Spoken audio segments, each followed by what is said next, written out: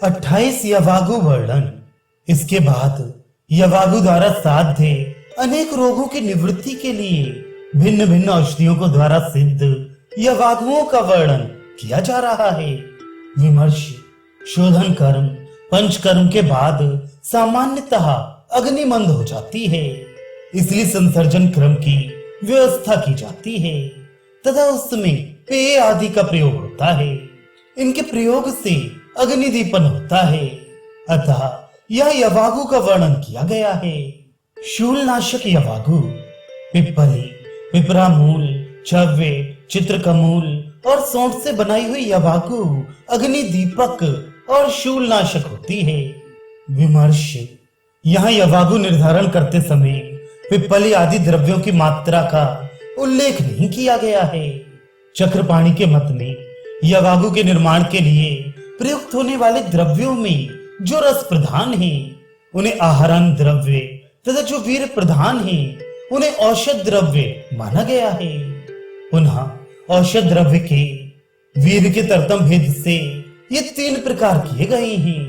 पहला तीक्ष्ण वीर जैसे सौंठ आदि, दूसरा मध्य वीर जैसे बिल्व, अग्निमंथन आदि, तीसरा मृदु वीर जैसे आंवला आदि।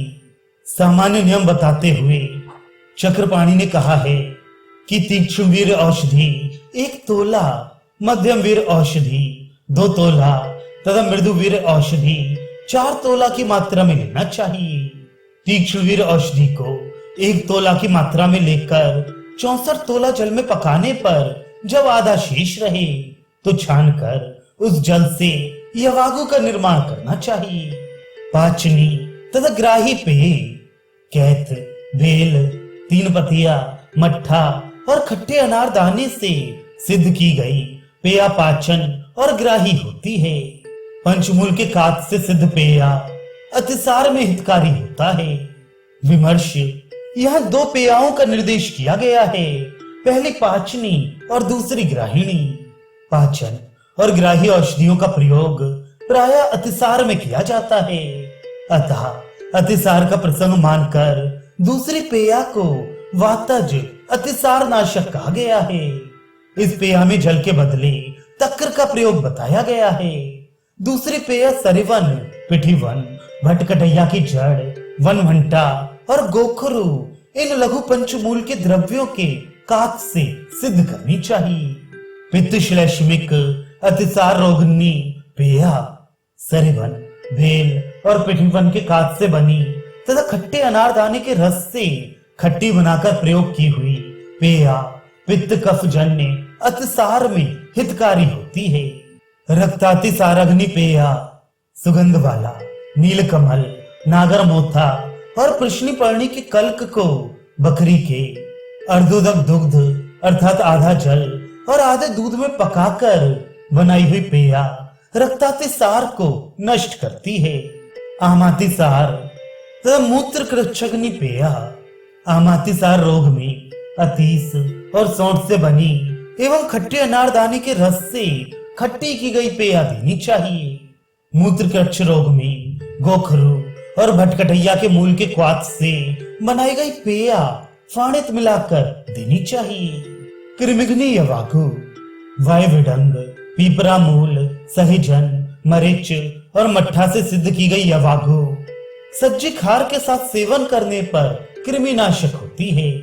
पिपासा तथा विष में प्रयोगार्थ यवागु मुनक्का, अनंत मूल, धान का लावा, पिप्पली, मधु और नागर मोथा के क्वाथ से सिद्ध की हुई यवागु प्यास को दूर करती है।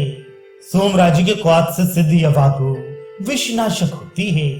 कार्श्य तथा मेधा रोग में प्रयोगार्थ यवागु सुअर के मांस रस से बनाई गई यवागु शरीर को मोटा करने वाली होती है।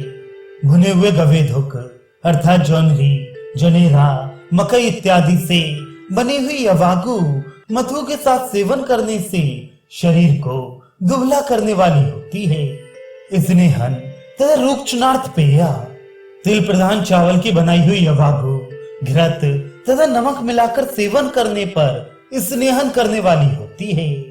कुश का मूल और कामलक के क्वाथ से बनी हुई श्यामक सांवा की यवागु शरीर को रूक्ष करने वाली होती है। श्वास का सघनी और पकाशेगत वात शूल में प्रयोगार्थ पेया। दशमूल के क्वाथ से सिद्ध की हुई यवागु कास, हिचकी, दमा और कफज विकारों को दूर करती है। यमक अर्थात घृत तेल में चावल को भूनकर मदिरा में सिद्ध की हुई यवागु पक्वाशय के शूल को दूर करती है।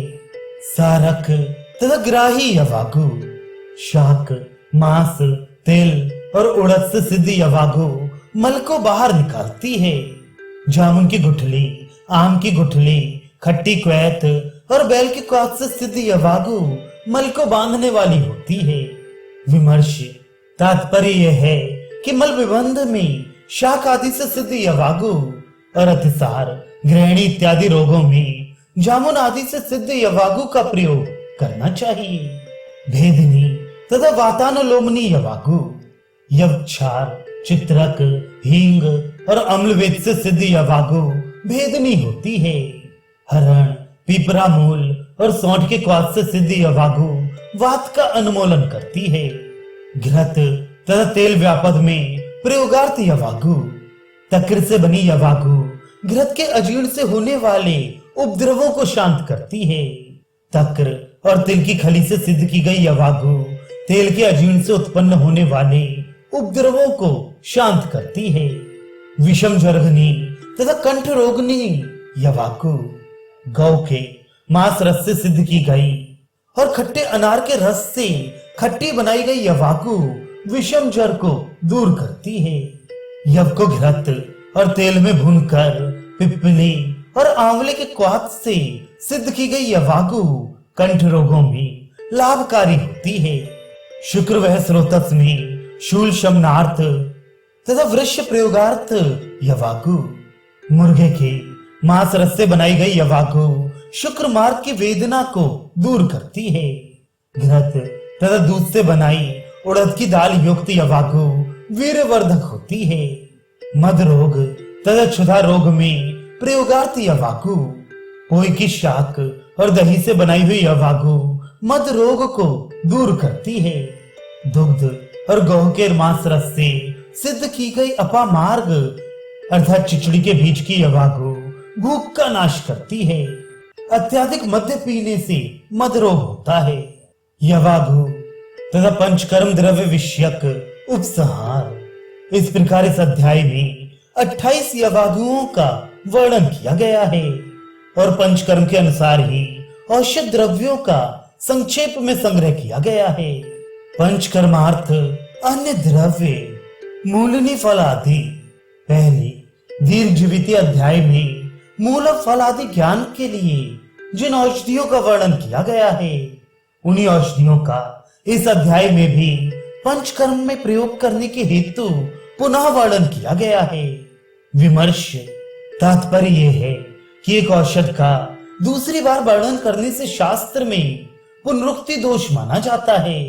इसका समाधान आचार्य ने इस प्रकार किया है कि विषय भेद से एक औषध को बार बार कहना पुनरुक्त दोष युक्त नहीं मानना चाहिए, क्योंकि प्रथम अध्याय का विषय पंचकर्म के उद्देश्य से है। ऐसे प्रसंगों में चरक का यह मानना है कि विषय भेद के कारण बार बार वर्णन पुनरुक्ति दोष नहीं है।